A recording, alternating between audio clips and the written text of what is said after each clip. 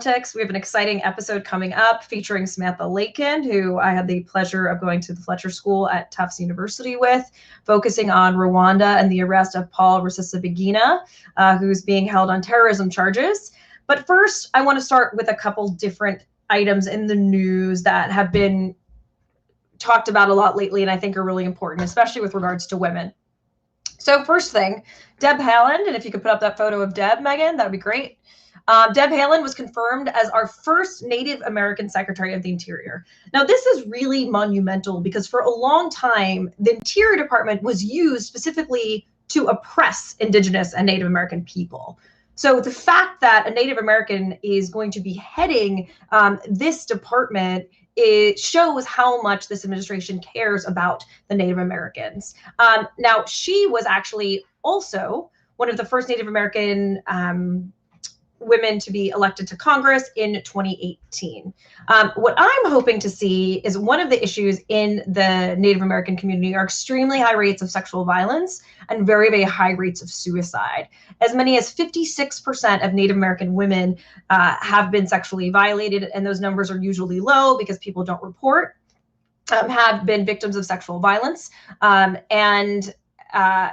It's staggering. And some of them are raped multiple times. That as of 2019, the suicide rate was also had increased by 139% for Native American women and 71% for Native American men. That's versus 33% for the rest of the American population.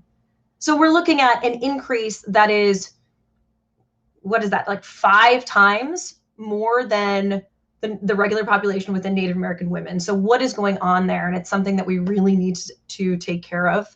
And again, this is data of 2019. I couldn't even find 2020 data.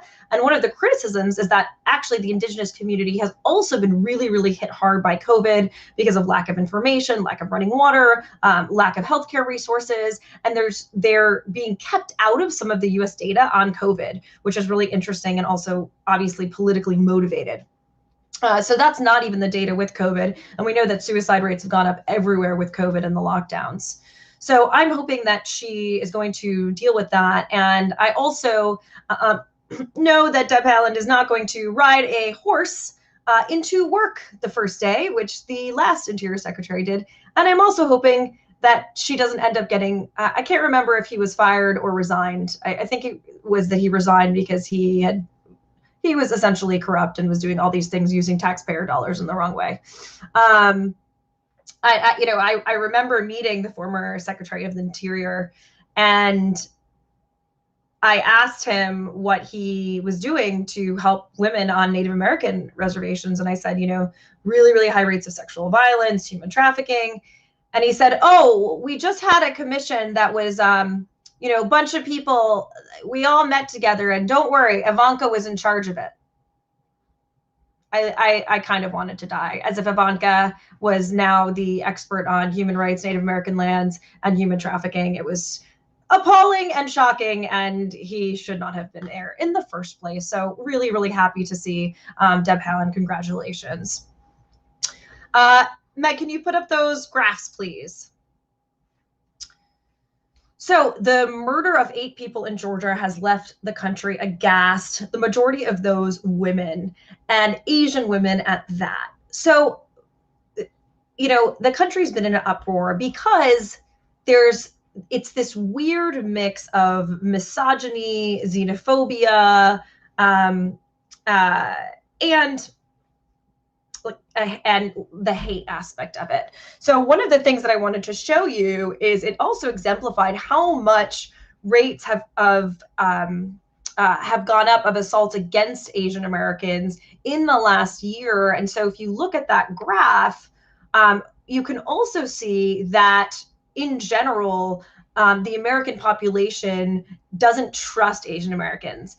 And I don't know, something that I never learned about in school and I found out in college was the Japanese internment, which was when we took all of these Japanese people and basically put them in these internment camps in the middle of nowhere because we were scared of them, because we were against Japan in the Second World War.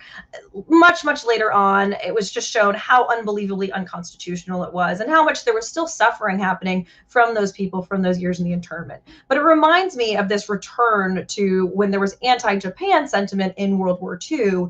Now, anti-China sentiment, largely provoked by President Trump, blaming China for the coronavirus, I think has been responsible for the uptick in crimes against Asian Americans. The second graph is also incredibly interesting. We see that 68% of those assaults against Asian Americans are happening against Asian American women. What's going on there? So some claim that people will attack Asian American women because they're seen as more submissive and less likely to react. And again, all of these numbers, there's something, I think it says 3,800 crimes have been recorded against assaults have been recorded against Asian Americans in the last year.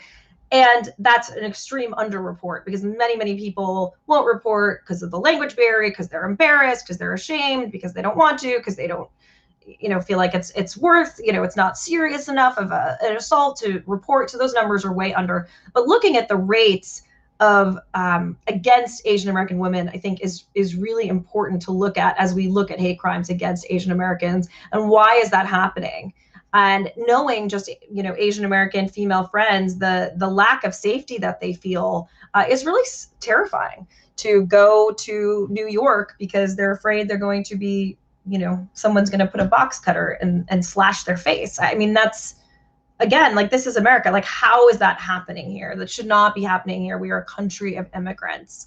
So stand by Asian Americans right now. This is a really tough moment for all of them, especially women. And, the other thing is, why is it that men in America can just walk into a massage parlor or a church or a mosque or a school and just shoot a bunch of people because they're, as the ridiculous police officer said, he was having a bad day? This doesn't happen in other countries. Like this doesn't happen. Why? Because they don't have guns. America has more guns than it has people. And the fact that a 21-year-old kid who's clearly got some issues, and I don't want to say mental health issues, but a lot of anger, can just buy a gun and then walk into a massage parlor and just murder a bunch of people because he's having a bad day is ridiculous. And I think, one thing that I would really like to see in this new Democratic administration, especially with us controlling both the House and the Senate, is serious gun control reform. This shouldn't be happening. It should not be happening. And this is our chance. I mean, it's really our chance to make major changes on gun control. The other thing I always find really funny is that all of the gun rights people are the same people who are pro-life activists when it comes to abortion. Does that seem at all weird to you? It's like they want to let everybody and their mother and their brother and their sister have guns so that people can just walk in and murder a bunch of people in a movie theater. But then at the same time, they don't want somebody to have an abortion of, a procedure that's safer than a colonoscopy of a tiny little cashew. It really staggers my mind. The hypocrisy is vomitacious, if that were a word. It's just stunningly disgusting.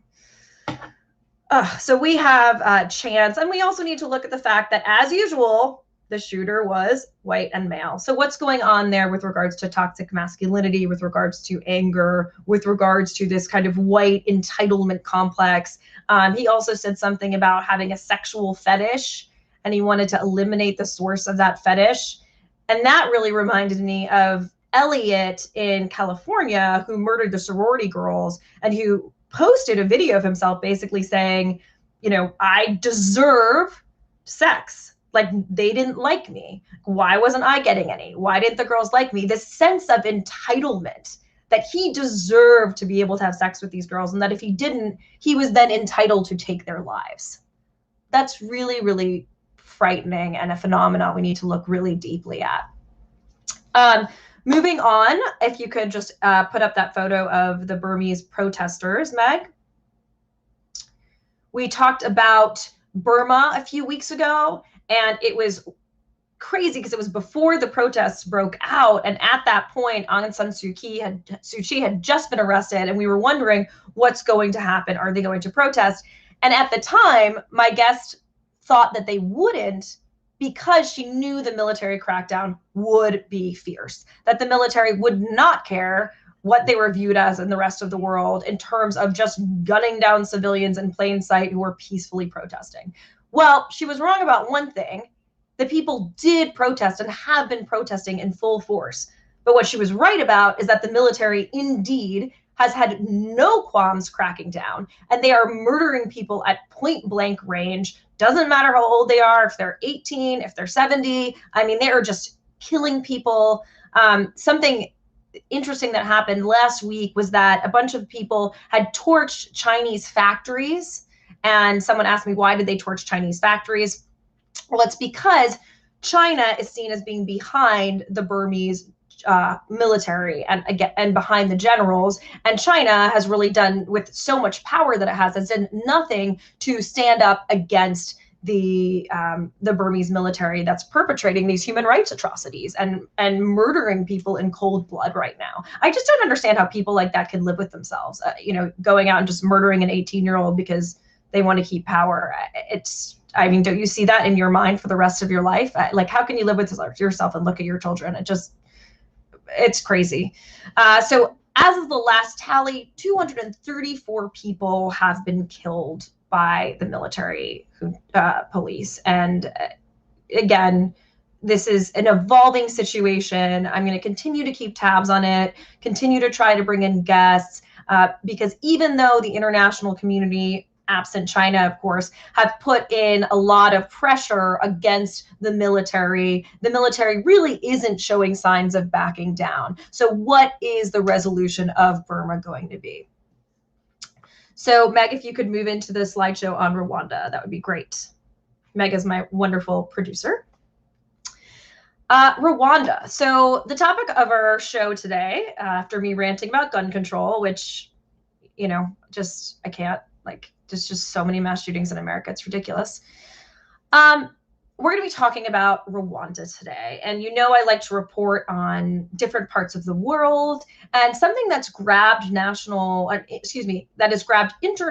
attention recently is the arrest of Don Cheadle. Just kidding. The arrest of the man Don Cheadle played in Hotel Rwanda, Paul Rusesabagina. Now, Paul Rusesabagina, during the Rwandan genocide, which was a genocide that took place in a very short period of time between the 7th of April and 15th of July, around anywhere between 500 to 600,000 people were murdered, mostly Tutsis at the hands of Hutus, although some moderate Hutus were murdered as well. Paul Rusesabagina, and if you've seen Hotel Rwanda, basically was credited for keeping about 1,200 people safe in the hotel that he managed. And he was, there were a million times where the Hutu militias tried to come up or break in, and he always somehow managed to negotiate and say, oh, we'll give you this liquor from the hotel bar. Oh, we're going to close down your other hotel. So, if you want to stay in that other hotel, you shouldn't attack us. And he managed to keep all of these people safe till the end of the war. At least that's what's represented. So he was just arrested in the most bizarre, wild way that it's also raised a lot of red flags about extradition policies. So there was another guy who was being charged with terrorism who was from Rwanda, and he didn't want to go to prison. So the Rwandan government arranged with him. He said, well, I think I can get Rusesabagina to you, because Rusesabagina was not in Rwanda. I think I can get him to you if you guys need to hire a private jet. And I'm going to tell him that the jet is sponsored by the government of Burundi, and that you're going to go give talks in Burundi. So Paul Rusesabagina, this other guy who I think was a pastor, said, come on this jet. I've arranged all these talks for you in Burundi. And then guess where the plane lands? Not Burundi. It lands in Kigali, Rwanda. So And as, Rusesabagina gets off the plane, there's all these armed men just waiting to arrest him. So this has raised a lot of flags about that's not really the way you do extradition. Usually the host country is supposed to agree for you to extradite somebody out. And so that's raised a lot of flags about international law and the way that he was betrayed into coming back to Kigali so that he was arrested.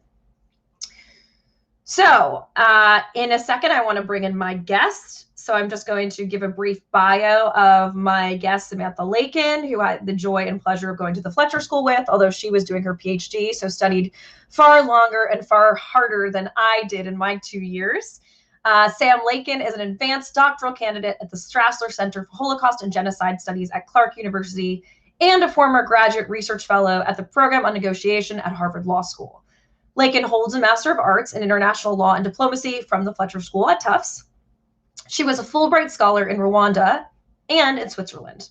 Her research focuses on issues of memory and of transitional justice in states and societies emerging from mass atrocities and genocide and moving towards peace. Lakin has worked in the Great Lakes region of Africa since 2013, specifically in Rwanda.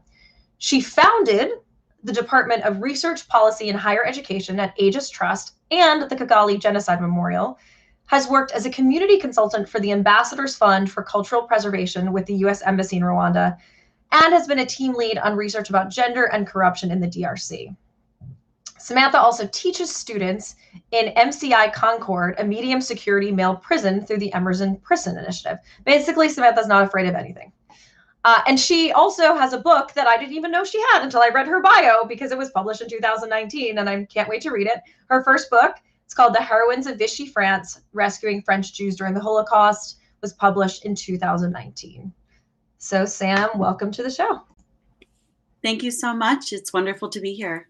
I'm delighted to have you. And like I said to Samantha, when I started hearing about this Rwanda, and I was like, the arrest, I wanted to dive deeper. And I said, who knows Rwanda? Samantha Lakin. I was like a light. I was like, Sam Lakin, she knows everything about Rwanda. So I'm delighted to have you here. So before we get into Rusesabagina, can you just dive a little bit into the topic of your dissertation and the research that you did for it? Sure. So first of all, thank you so much for having me today. And I think I'm quite fascinated by the intersection between international issues and international news, the questions of women, peace, and security, and gender issues more broadly, and the intersection with U.S. foreign policy.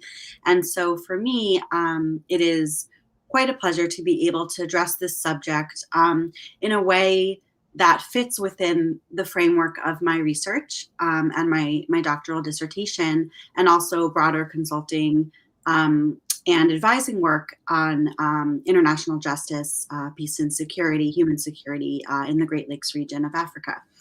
My doctoral dissertation, which is titled Kwibuka, Divergent Memories and Quests for Justice in Post-Genocide Rwanda, looks at issues of transitional justice in the aftermath of the genocide in Rwanda, particularly at memorialization processes, so the ways in which local Rwandans engage in memory regarding the genocide, and more particularly looking at this as a restorative mechanism, as opposed to all of the punitive mechanisms that have been in place in international criminal law and international legal order to punish perpetrators as a means. Can you briefly just explain the difference between restorative and punitive? Absolutely. So there's a lot to be read about this and a lot to be said, but more particularly, I think that the difference is mainly, if you want to break it down, after the genocide, the United Nations established the International Criminal Tribunal for Rwanda, the ICTR, which was focused on punishing, the big fish, the leaders and organizers of the genocide, situated in Arusha, Tanzania, and a fully, legal process which would punish and imprison major perpetrators. There were also national courts and other types of courts, which again focused on punishing perpetrators. My dissertation looks more at memorial efforts that focus on restoring communities, victims, but also former perpetrators and others who live in society who had different experiences and roles during the genocide. So punitive are the courts that focus on punishing perpetrators. Restorative, we're looking at ways that focus more on holistic justice for victims and communities at large. What do you think? Sorry, Sam, this wasn't on the questions. That's okay. I'm throwing you one just because I'm just thinking about it. I mean, I worked in Bosnia, and the concept that people could then live side by side peacefully after knowing that one of their neighbors may have murdered people or they murdered their relative. I mean, it's just, how do people, I still don't get it. I mean, how do people do that? How do they stay? I think I would say this is the $1 million question that most people have not figured out, and a lot of people have researched, a lot of policy has addressed. And I think there's some excellent examples in Rwanda and elsewhere of ways, to bring people together. The things that I'll say to this are, from my experience living and working in Rwanda for 7 or 8 years, speaking French and pretty good Kinyarwanda, and just being with people. And the truth of the matter is that you asked this question about how can someone go into a school and shoot kids and then go home at night and live with themselves. And the mind can do pretty incredible things in terms of convincing yourself that you're a good person despite what you've done. And this cognitive dissonance that a perpetrator, for example, might feel against their neighbors. It's incredible regarding social psychology, what can happen to convince yourself.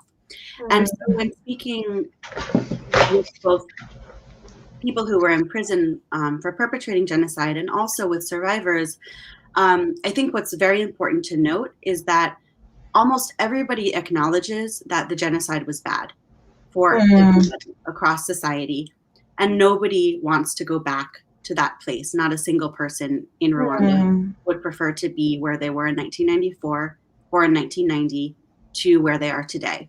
And that reality often gets lost when we are talking politically or in judicial systems.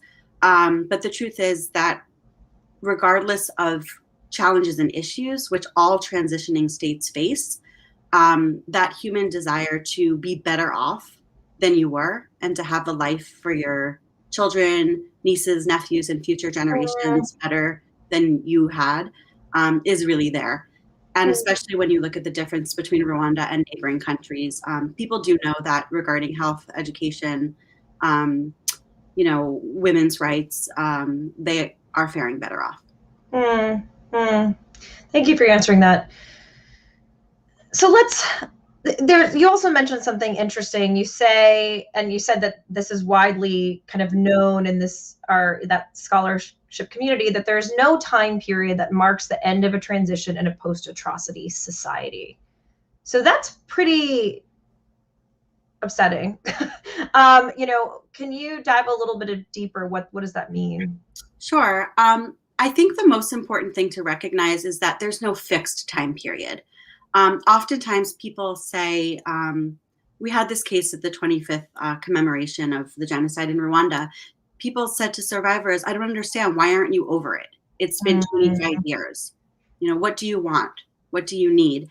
And survivors particularly were quite offended and really upset and vocal about this question as well, that for them, 25 years was the blink of an eye, yet they felt the international community and also, complicit states, for example, in the genocide, had really forgotten about them. And so it's more of a question of when is it appropriate to consider a society stable enough to have, proper functioning of rule of law, proper functioning of other institutions, safety for civilians walking down the street in neighborhoods. When is that transition from the post-conflict or the post-atrocity to a normal functioning of society. And I think by saying there's no time, it's that there's no defined time. And so regarding policy, I think the takeaway is really that we should be careful and cognizant that it may be different in each setting. Bosnia, Rwanda, Syria, the Holocaust, even, it's different. And by paying attention to what people say about their own situations will give us an indication of where people are at.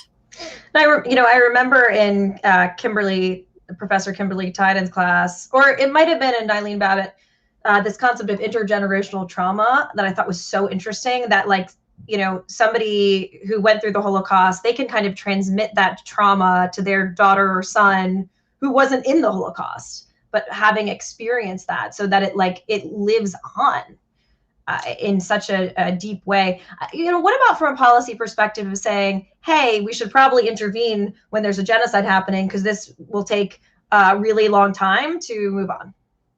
Yeah, I think that, in any field, prevention is better than cleaning up in the aftermath. Right. Preventative health. It's better to take care of your dental health than it is to have to go for a root canal. It's also less expensive for everybody. And so I think that very simple model of health care applies in the case of atrocity crimes, human rights abuses, and genocide, where it is much easier, less expensive from a policy perspective, right, and safer in terms of regional, national, regional, and international security to put efforts in place to prevent or to stop something before it becomes so egregious and so complex and challenging that it is harder to stop, and that the consequences will live on for much longer. We see this, for example, in refugee cases where the average refugee has been displaced for more than 17 or 20 years, and that's an entire generation, as a result of a prior conflict. And so the stats on prevention and early warning are there. We know them from USAID, from the United Nations, from private organizations, and other NGOs. We know that it's better and more secure and less expensive and better for human lives.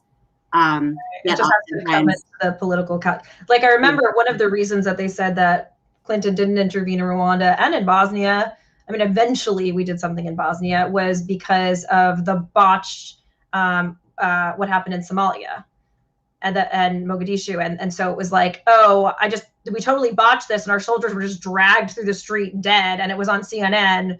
So no way we can intervene in the face of genocide. But then the long-term calculation was that was a short-term calculation, and the long-term was just so off.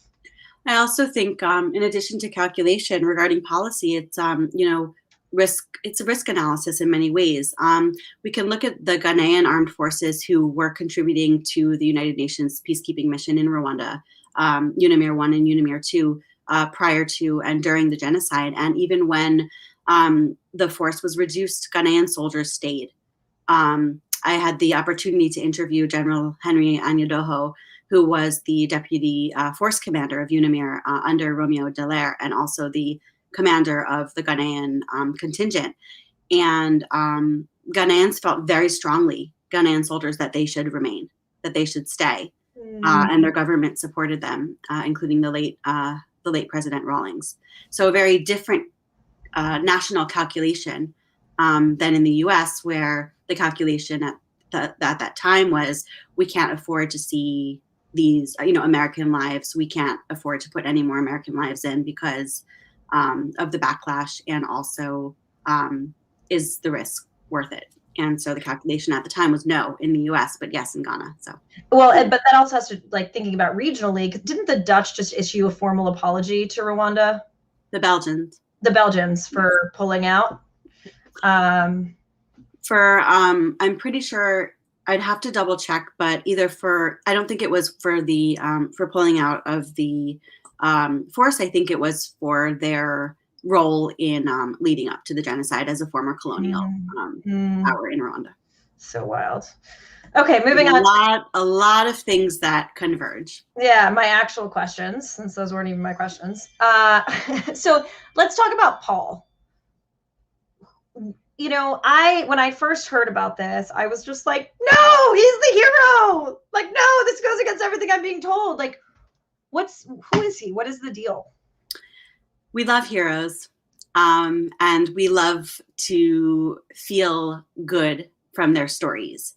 And the truth is that there are heroes everywhere, and there are so many stories to feel good about that I don't believe we need to make or fabricate, them through film. There are so many good stories and good heroes if we really look around.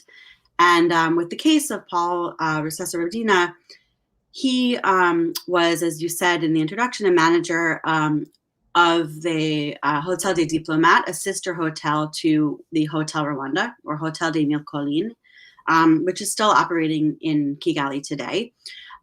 When the managing company pulled out, who were Belgian, when they pulled out during the beginning of the genocide, Paul came to manage the hotel.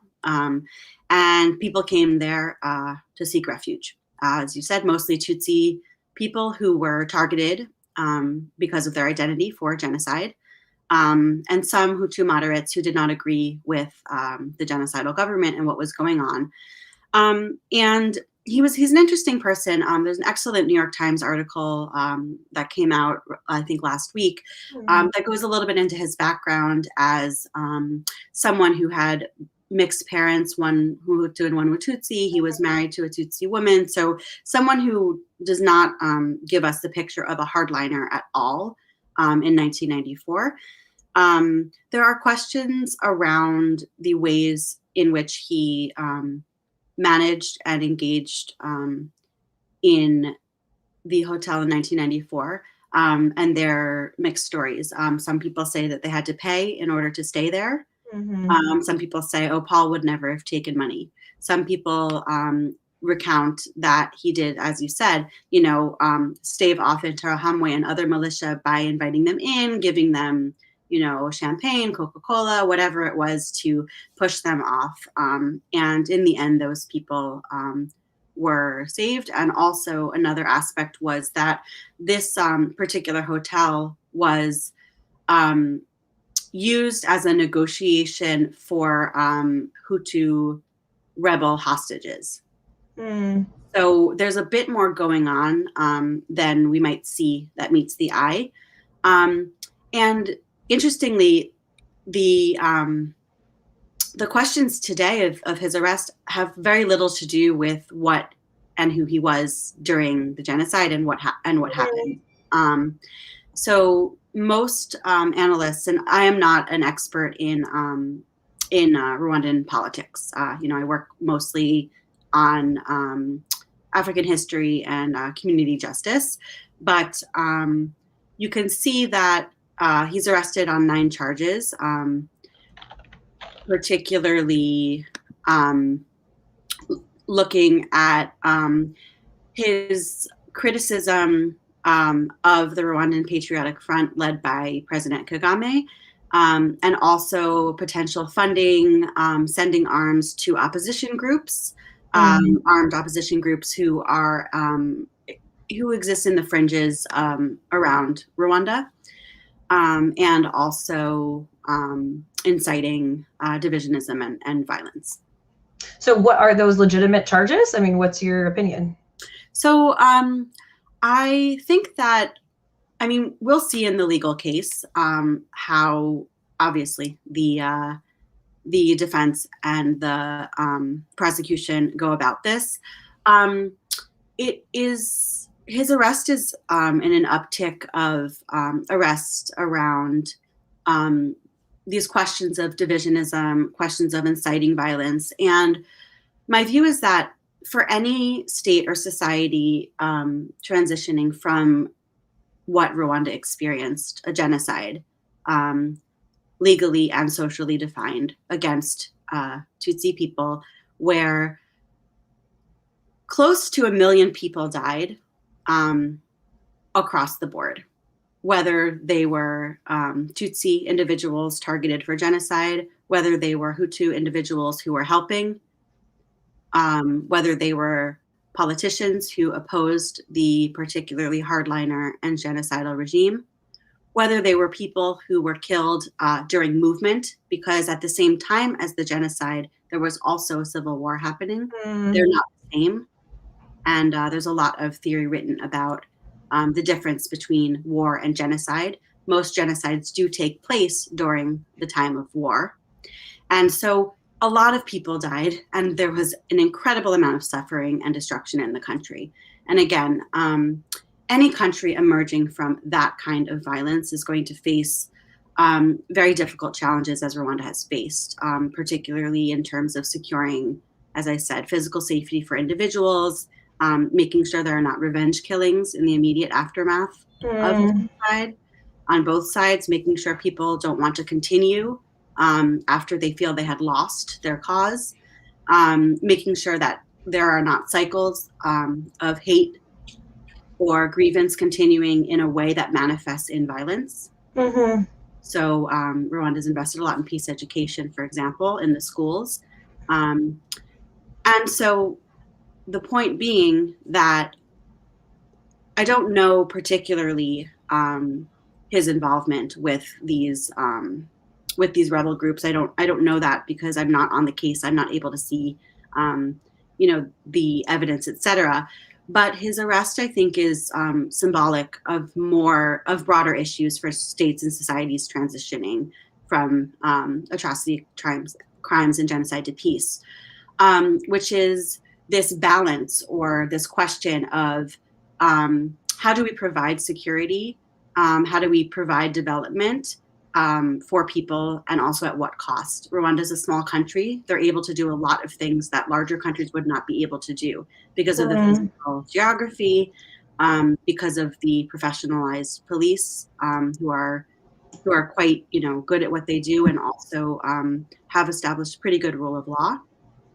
And so again, I see this in a broader picture of that question before. When is it an appropriate time potentially to let down some of the guard that a new government might have after such a terrible And so I understand the fear of critics or people who are inciting or possibly funding opposition groups. And there's one interesting line from the New York Times article that I really found quite accurate, which is that even if these rebel groups and fringe groups up at the edges of Rwanda don't pose a calculable threat right now, the Rwandan Patriotic Front stems from a group in exile themselves, and so they know the potential of these groups. They know how these groups can succeed without anyone thinking they can. And so I think that perspective is quite important also when we go back to international and US policy on prevention, about looking back at historical experiences to inform the ones today. So I say this to frame the Rusesabagina trial and arrest, and to provide a context that has a bit longer of a timeline, and that fits it into a broader question of regional and national and local, communal. In classrooms, these things are still taught. What happened, especially in the two regimes after independence under Kayibanda and Habyarimana, against Tutsi by some Hutu people.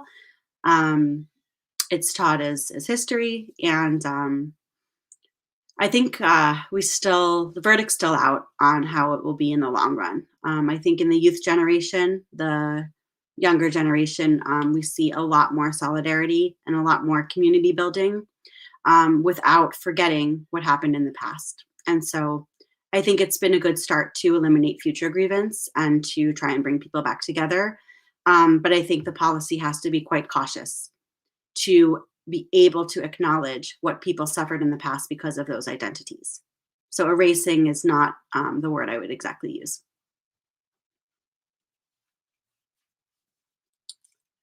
Sam, I can't hear you. I'm sorry about that. I think you're on mute. I was muted. Thank you. Cool. So it seems like with the Rusesabagina issue, you mentioned that significant scholarship positions Rwanda's transitional justice effort as a means to consolidate power. So what are they saying? And where, because what I hear you saying is not necessarily that it's a means to consolidate power, but it's a means to have certain stability. What do those scholars say, and how is that related to Paul's arrest? And do those arguments have legitimacy? Yeah, sure. I think that, again, my research perspective and my perspective of living in the country has shaped my view of this. And so there are a few points I think I would like to make. First is that there's a lot of literature and scholarship on states in the aftermath of any kinds of atrocity, national trauma or grievances, using those narratives in order to consolidate power, meaning in order to build their legitimacy depending on how they came into power. From looking at Latin America, Europe, Africa, etc. And so I think that this is one end of the spectrum. This is one end of the spectrum that new states and new governments use or actually manipulate these kinds of justice mechanisms in order to maintain their legitimacy at all costs. The other side of the spectrum would be that transitional justice or any rebuilding efforts are truly for the people and, completely devoid of any political or power dynamics. And they're really for the good of making sure that people are, living together peacefully and that the country's prospering. For me, the reality lies in between. I think that there is a lot of legitimacy to why Rwanda would be concerned about future crimes and about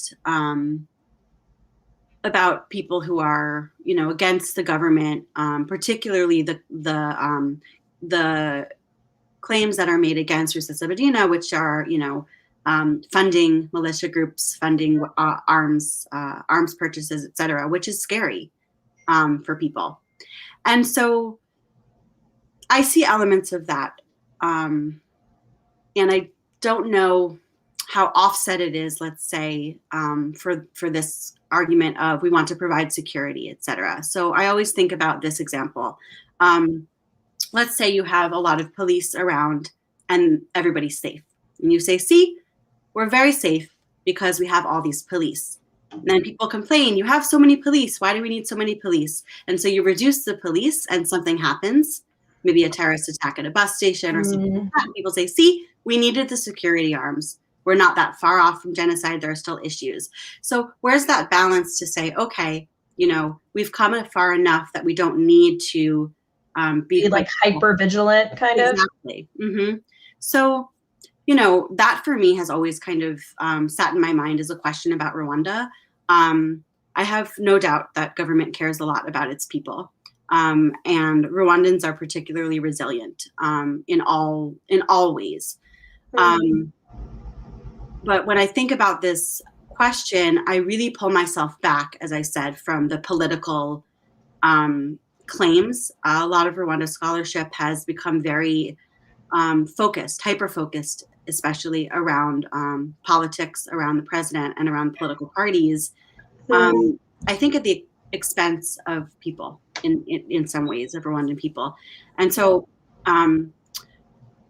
if these charges are true and are valid, then someone like Rusesabagina would be a huge issue for Rwandans, especially genocide survivors. We saw this with the early release question from the United Nations of former perpetrators who, because of precedent, had served their time and were going to be released early. People who had incited genocide and who had, really orchestrated this. I was in Rwanda when this was kind of happening, taking force, and I mean, just sitting in a car with some genocide survivors saying, Samantha, we're scared. What if this person is released and goes to Zambia or, wherever and starts to, gather people? and Mm. spread hate and, you know, gain traction. You know, how are we protected from that? People were truly scared. And so, as I said, I don't think I can offer a fixed conclusion either way. I think, again, going back to individuals' experiences of these policies and of these patterns are the most important. Samantha, can you share with us maybe one of the interviews you did that was really meaningful to you or really gave you some perspective?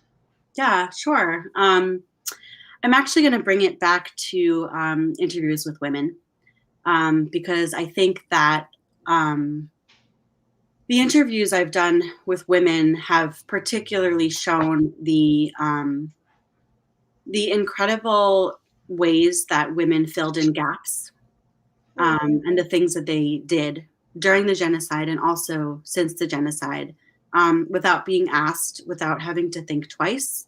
The ways in which women did things that we would not have expected of them, um, and really have held society up. And so, I'm thinking of a particular interview with someone who was a genocide survivor, a middle-aged woman who was a caretaker at a genocide memorial site. Hmm. And I remember asking her, you know, why do you want to work here? Right. Your family was killed. You don't have very many people left. You're not making a great income.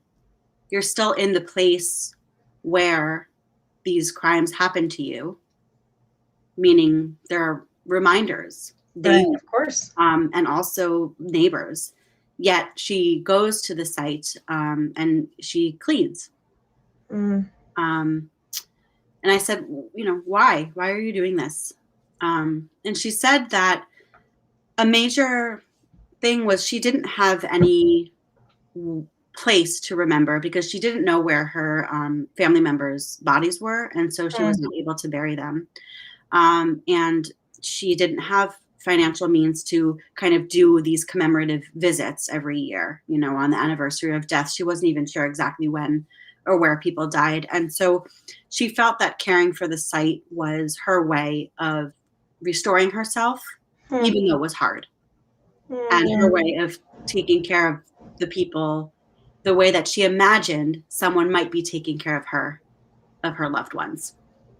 And that really struck me, that, you know, we see during commemorative periods, survivors, specifically women, really just stepping up and talking about their experiences and telling stories. And from the outside, we may assume it's easy for them. Um, it's not, because they say it's not, but they do it anyway out of responsibility for the future and for making sure these things don't happen again. And for me, that's a lesson in courage, in bravery, and in, Mm. you know, putting what feels right and ethical first. And Mm. we get so far away from that in these political discussions.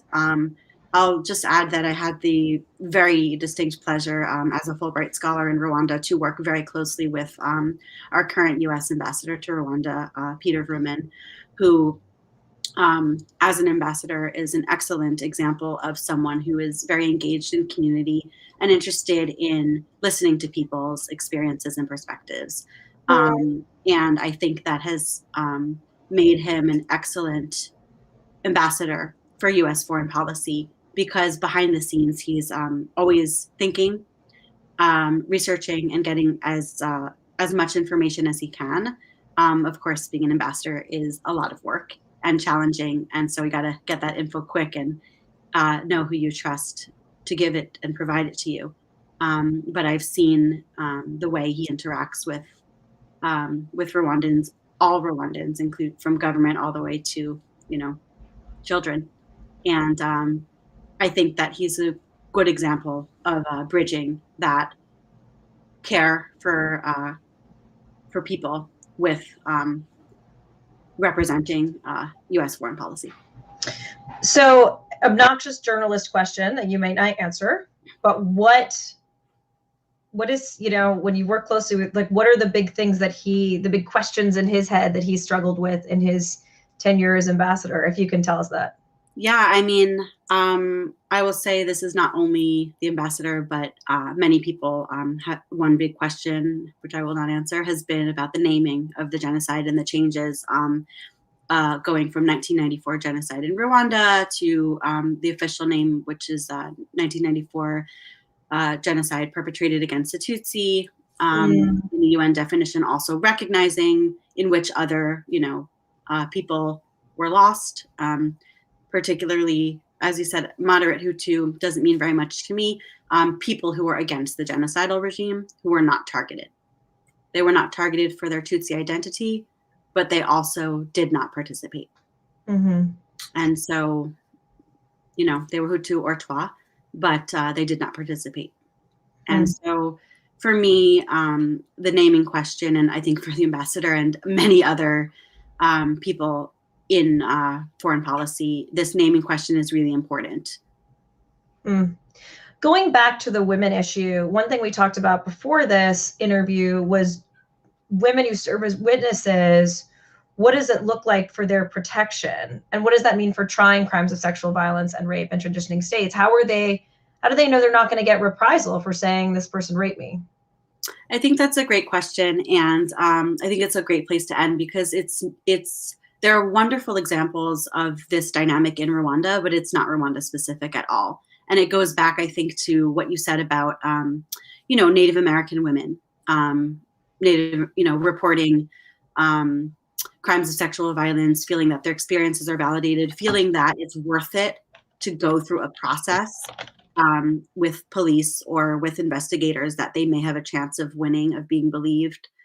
And also that there won't be, reprisals against them. And during the cases with the International Criminal Tribunal of Rwanda, the ICTR, the Akayesu case against Jean Paul Akayesu was the first case where rape was established as a weapon of genocide, setting precedent in Right, that was a big deal. Law, really big deal.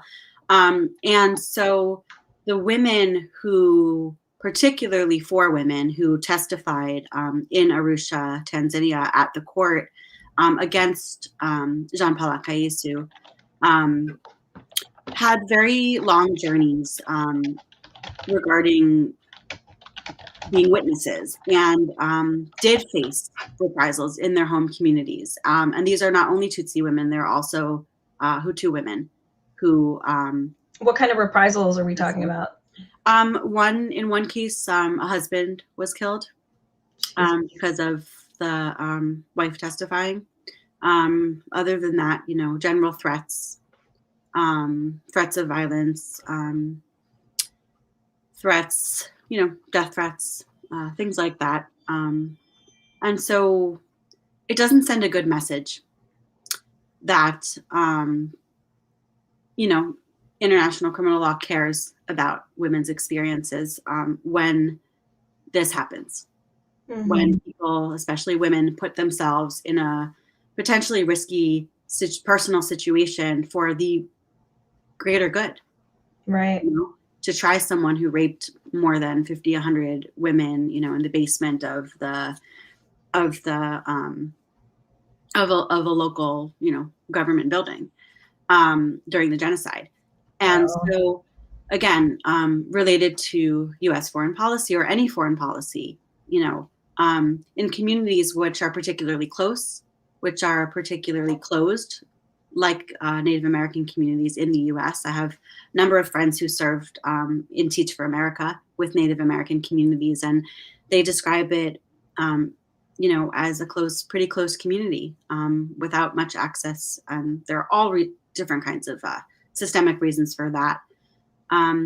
But many women feel it's just not worth it. They'd rather be quiet and have peace for their household and their families in the future. And those who do fight for just causes do face these retaliations, not only there, but everywhere. And so I would say that not only protection, but accountability. One thing you said about this administration that you'd like to see is better gun control reform. And I think in addition to that is accountability, right? Having a bad day, like you said, doesn't justify these things, doesn't justify these crimes, and doesn't send a good message that people are going to feel secure and safe in their society. And accountability in a number of different ways, I think, is the most important thing, in addition to sending correct messages about what is acceptable, about what's not acceptable, about what reasons are valid and not valid, and the ways that we treat white men, Black men, Asian men, white women, Black women, Asian women, immigrants differently. And it's real. And I think, again, messaging this and showing, putting basically your money where your mouth is, and actions in terms of accountability are the right way to start this process. Wow. Thank you so much, Sam. I think you've given us a lot to think about, especially with regards to not just Rwanda, but how do you look at other post-genocide states? How do you not get to that state of becoming a genocide? Looking at victims of sexual violence, and how do you ensure, respect, protection, and accountability? And I know I, for one, can say, this research must be really emotionally trying. And I know, didn't you also interview a lot of Holocaust survivors? Yes. So the first book you were talking about, so after college, before Fletcher, I had a research Fulbright in Switzerland, and I did 60 interviews with Jewish children who were rescued to Switzerland during the Holocaust to escape Nazi persecution. And that resulted in the co-authorship with Professor Paul Bartrup about these 3 women who were rescuers, Jewish women who rescued other Jews to escape Nazi persecution, looking at an earlier case of refugees and protection. What, can you just say the name of that book again so that people can go get it on Amazon or wherever? Sure, yeah. The title is Heroines of Vichy, France, Rescuing French Jews During the Holocaust, by Paul R. Bartrup and Samantha J. Lakin, published by Prager in 2019. Readily available on Amazon. If you just type in Heroines of Vichy, France, you'll find it. Okay, so obviously go buy Sam's book. I'm going to buy it now that I know it exists. And it's what strikes me is that, I mean, even studying these stories just to report on them for an hour episode is hard. But to actually have interviews with genocide survivors is just, I mean, thank you for the work that you do in preserving this history and helping us, and helping literally the U.S. ambassador to formulate effective and compassionate U.S. foreign policy. I just want to thank you on behalf of all of us. Thank you so much. I think what's quite important is for those of us who are doing deep research to have the platform and the ability to talk about these things and to think about them beyond, writing a book or academic articles, but they are relevant in people's lives. And so I really thank you for inviting me and giving me a platform to share, the ways in which I see the research connecting to the policy world. And there are so many ways. So thank you so much. And, we will continue the work. Well, I hope that I see you working on Africa policy once your PhD is done at the State Department. I would like to see that. All right, Sam, Shabbat Shalom, and thank you again. Thank you so much, Sam. It was great, Samantha, and thanks, everyone.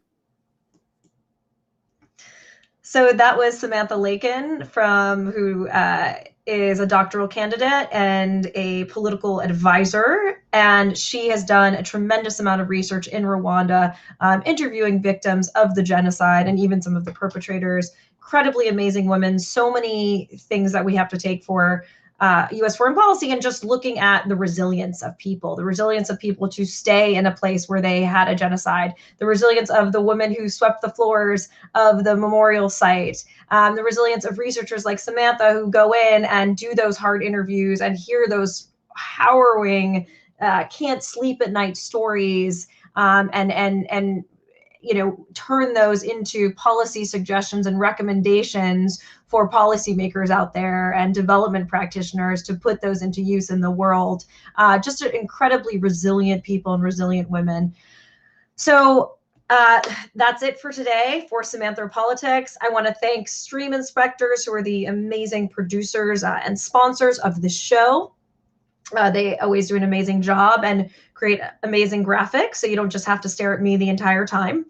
And I also want you to please, if you liked this episode, if you got something out of it, share it on Facebook, share it on YouTube, like the Facebook channel. That enables us to get sponsors. Send it to your friends, family, people who either don't care about global issues but should, or do care about global issues and want to be more educated and understand what's going on in the world.